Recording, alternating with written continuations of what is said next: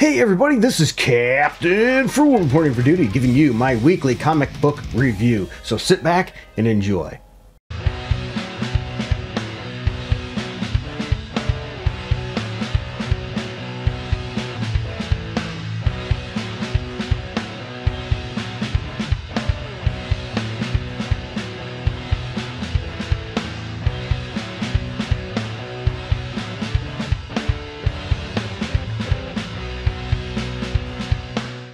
Alright everybody, for those of you that know the drill, I go over a bunch of comic books for the week that I chose to read. Now I didn't have time to read everything, so if I missed something you think I should have read, let me know in the comments below. Also, you may disagree with me on some of my choices. If that's the case, that's alright. Let me know below. Let's just try to keep it civil. My goal is to bring back the old schoolyard days, you know, where we would be in discussing what hero could beat who or what comic book was good and not. And I come armed with my trusty notes, so you'll hear the paper rattle because I do it a little bit old school. I do my grading on a scale of 0 through 10, 7 being average as a 70%. So I'm using schoolyard grading. But that's not all. I also use the League of Comics Geeks to give you other people's views as well as a brief overview of the comic book as well. So let's jump right in. All right, you wonderful people, thank you for joining me for another week where we go over the comic books. Now, I will say there's some comic books that maybe I normally would have read that I skipped this week due to time. And just so you know, I didn't hit much on the annual kind of thing. There's an annual for Nightwing, an annual for Flash, and some more. And annuals, in my opinion, most of the time have very little that have any value to the current story, and the rest of the side story waste. And, you know, things that probably stories that were in the drawer and they were never used. And it's like, hey, we can pull this out now and use it. So I didn't read them. If I missed something really big, let me know. Maybe I will check it out. They just didn't seem worth my, you know, I didn't have the interest in reading it. So diving right in, the first one I want to talk about is Blood Hunt #1. Yep, Blood Hunt #1. It says it's the bloodiest Marvel event ever, and 239 out of 249 liked it with a 4.2 average rating on League of Comics Geeks. The writer is Jed McKay, and the artist is Pepe Larraz, which I probably screwed that up, but who knows. The skies have gone dark, the sun hiding its face from carnage to come. The children of the night, the vampires have risen from the dark in hidden places of the world as one to drown the Marvel Universe in blood. Yes, they're all coming. It's going to be a massive fight of vampires here. We have the Avengers, we have Blade, we have Bloodline, we have Spider-Man, we have Hunter's Moon, we have Tigra, we have Doctor Strange and Clea in this issue, so a lot of cast of characters. I think this is actually off to a really good start. I didn't expect to like it as much as I did. I think it's dark and brutal. The last page has a pretty good twist, though I know it's going to be completely bullcrap. It's not who that person actually is, and it has a good pacing. Usually that first issue in these kind of stories are really drawn out. I think Jed McKay does a good job of diving right in and getting the story moving. I actually give this one an 8 out of 10. I know some people might disagree with me. I know I don't care to have tons of these events constantly. One negative I have against it too is I think it maybe rushed the Vengeance of the Moon Knight story a little bit, where we found out who is the new Moon Knight, which really, you know, masquerading as Moon Knight, and then boom, once we get that, he's gone because of this event. I don't care for that very much. I think it gets a little bit of the way, but if you want to check out an event, Blood Hunt is off to a good start. The next one I want to jump into is the Incredible Hulk #12. I have not been impressed with the last few issues with the Hulk, especially due to its art direction. But this one, 95 out of 99 liked it with a 4.1 average rating on League of Comics Geeks. And I tell you what, this one was a lot stronger. I gave it a 7.6, so I gave it a higher score as well. Good job. The writer's Philip Kennedy Johnson and the artist is Nick Klein. And I think that's where the difference really hits there. The art is much, much, much better this issue. In the aftermath of the tragic battle against the frozen Charlotte, Hulk pays a visit to the Strange Academy because he's trying to save that little girl, seeking the help, though, of Doctor Strange, but Doctor Strange isn't there, so we get the help of Brother Voodoo. So it's a nice dark still kind of character. It fits this. It's an interesting story. I think this is good art, much better art than we've been having in this series. The cover is pretty darn cool too. It's an interesting story, and I think this next issue looks like it could be really good. Now there's some alternate covers. I actually think the standard stock cover is probably the best one. In case I didn't mention it, 7.6 I gave this one. Much better than the previous outings of Hulk we've been getting. The next one I want to talk about is the Invincible Iron Man issue number 18. This series has been pretty good. Yeah, this has been probably the best series of Iron Man we've had in a while since, you know, Slott screwed it all up and a bunch of others. 81 out of 90 liked it with a 3.7 rating on League of Comics Geeks. Yeah, that's pretty impressive. I gave it a 7.3. The writer's Jerry Duggan and the penciler is Chris Lee, which, once again, if I butcher these, I do apologize.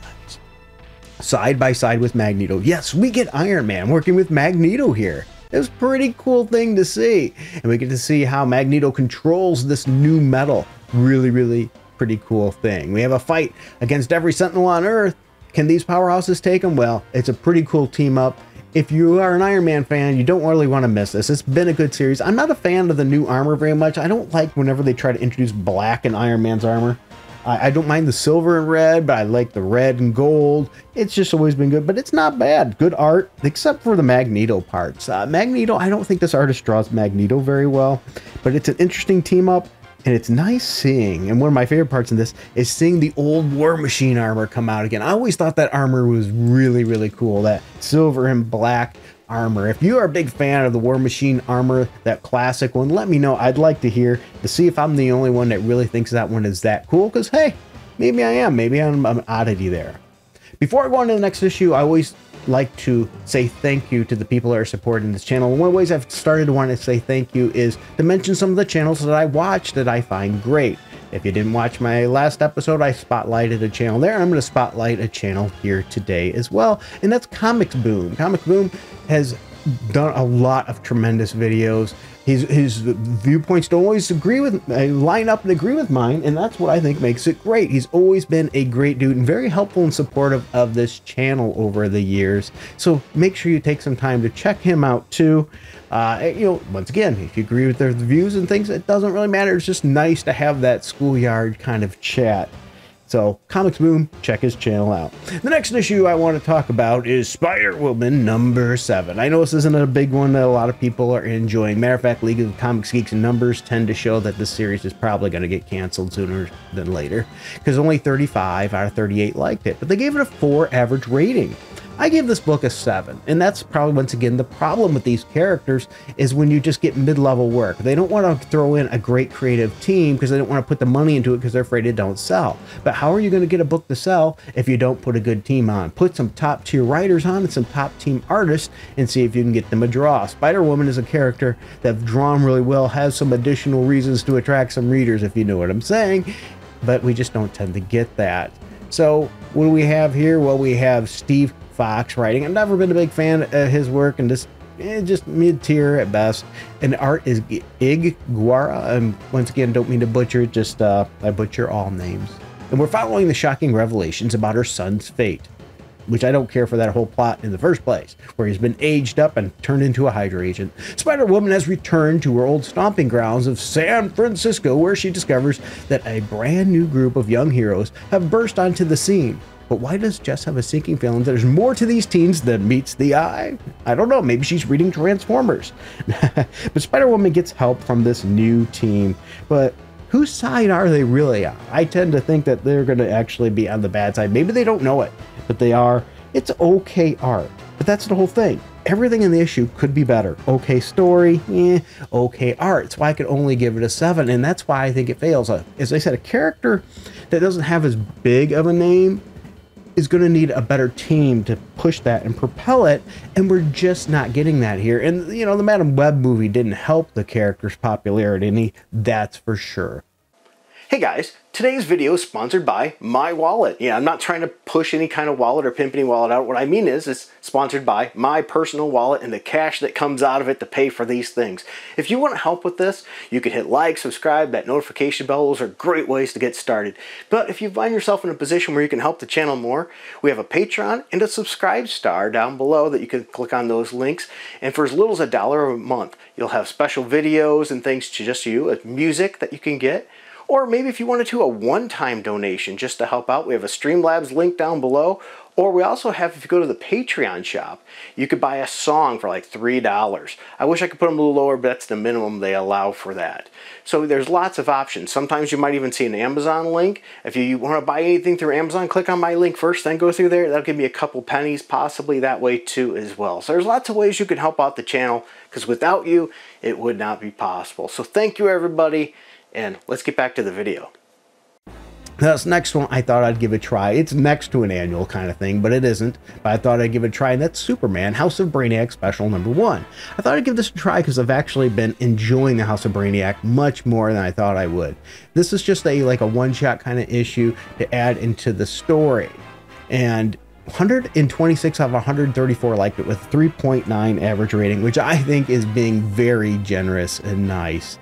Anyway, we have several writers. We have Mark Russell as a writer, artist Steve Pugh on this, and we have several characters, I should say, in there. A lot of characters in this book, so you get to see the characters like Amanda Waller, Brainiac, Peacemaker, Peace Wrecker, Lobo, and of course Superman. So we get this. We get Bibbo as well. We get General Zod. We get a lot in this issue, but the problem is this: it's just not very good. We do get a couple stories in here. Brainiac's secret history with Lobo is revealed, and that's pretty cool. We get to see more of that civilization that he came from. So I like that. But here's the thing, I could only give this issue a 6. Yeah, a 6. And I think the main reason is the other stories after the main one with Superman and Lobo going back into the history of Lobo, the other stories were a waste of time and suck.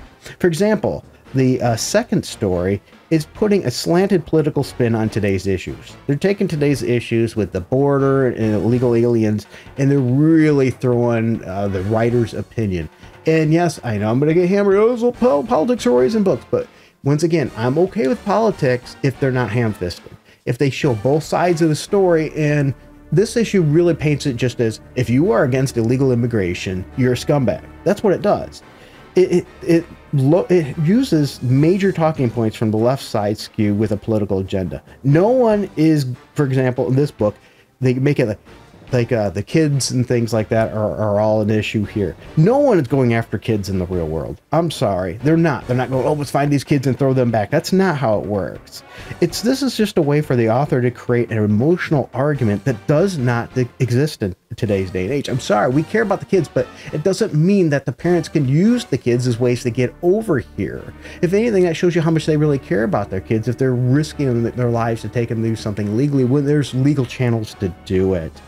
The book has okay art, but really that secondary story is completely boring waste of time. And the third story and first story were just okay. So when you have two okays and a crap story that's nothing but a political talking piece waste of pages, you bring down your book. And that's what happened here. I couldn't even give the book a 7 because of that mid-story throwing their political agenda in my face. I get it, they're using it with Perry White and his whole campaign, but I'm sorry, this was clear and obvious. And if you don't see that and you want to come on the channel and argue about it in the chat, go ahead. But let's be honest with yourself. There was nothing there but a political movement. The next one I want to talk about, getting past that bowel movement, would be Vengeance of the Moon Knight issue number 5. 145 out of 147 liked it with a 4.4 average rating, and I liked it too. I gave it a 7.6. Yep, the writer is Jed MacKay. Good job, Jed. You're doing a good job. And the artist is Alessandro Capacui. Sorry, dude. Once again, butchered name. I do enjoy your art. We have Cry for the Moon. For the new and vengeful Moon Knight, taking Mark Spector's name isn't enough, as he now turns his sights and fists on everything Mark held dear in his life. So we find out that this character was really taking the name because his name had faltered. He lost any, I think, credibility, as well for credibility for himself.